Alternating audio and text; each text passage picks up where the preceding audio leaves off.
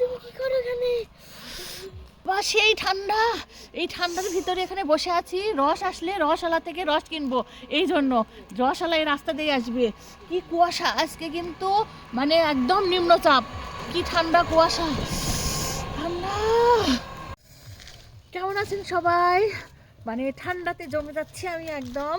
তো শীতের সকালে কিন্তু আমরা চলে আসছি রস খুঁজতে। তো রস খুঁজতে আসলে কিন্তু আমাদের আসতে হবে হলো ঠান্ডা কুয়াশার ভিতরে, এবং রাস্তা দিয়ে খুঁজতে হবে। আর এই রাস্তা দিয়ে কিন্তু আমরা রস খুঁজছি। দেখতেই পাচ্ছেন কি ঠান্ডা, চতুর্দিকে খালি কুয়াশা, চতুর্দিকে খালি কুয়াশা আর কুয়াশা।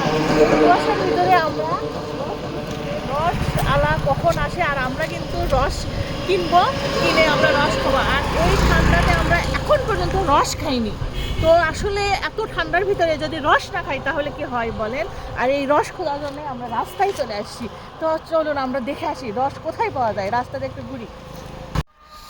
তো আমরা রাস্তা দিয়ে যেতে যেতে একটা আন্টির সাথে দেখা হয়ে গেল। আন্টি কিন্তু এই রাস্তার হাঁটছে এই শীতের ভিতরে।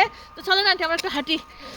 তো ঠান্ডার ভিতরে হাঁটতে কিন্তু ফাইন লাগতেছে। আমার হাসে ভালো নাগিছে, আমার আপু আপু তুলিচ্ছে আমাকে গো, সোনার আপু। হ্যাঁ, আমরা এই ঠান্ডার ভিতরে এই আমার আপু তুলিচ্ছে, সে আপু, সোনার আপু গো, রসগোল্লা। অনেক অনেক এই রাস্তাটা যে এত সুন্দর কি আর বলবো, অনেক সুন্দর। দেখতেই পাচ্ছেন এই রাস্তা কিন্তু কুয়াশাতে একদম মানে ভরে গিয়েছে, চতুর্পাশে কিন্তু জমি জমা। আর এই কুয়াশার ভিতরে কিন্তু আমরা রস খুঁজতে যাচ্ছি। আর এই কুয়াশার ভিতরে দেখেন জমিতে কাজ করতেছে কিছু কৃষক। তো এই কুয়াশার ভিতরে, এই ঠান্ডার ভিতরে, আর বড় লোকদের কিন্তু এখন পর্যন্ত ঠান্ডাই কাটেনি, তাই না? এখন পর্যন্ত বড় লোকরা ঘুম থেকেই উঠতে পারেনি। আর এত সকালে দেখেন কৃষকরা কাজ করতেছে মাঠে। তো এই ঠান্ডা কুয়াশার ভিতরে আমরা রস খুঁজছি। রস আলা আসলে আমরা রস কিনে নিয়ে। তো রস খুঁজতে এসে কিন্তু আমরা আর শেষমেশ রস পাইনি, কারণ এই রাস্তা দিয়ে কোনো রস আলাই যায়নি আজকে। আর আমার মেয়েটা কিন্তু এখানে একটু মডেলিং করে নিচ্ছে। আমার মেয়েটা বলতেছিল এই কুয়াশার ভিতরে একটু আমার হাঁটাটা ভিডিও করে নাও।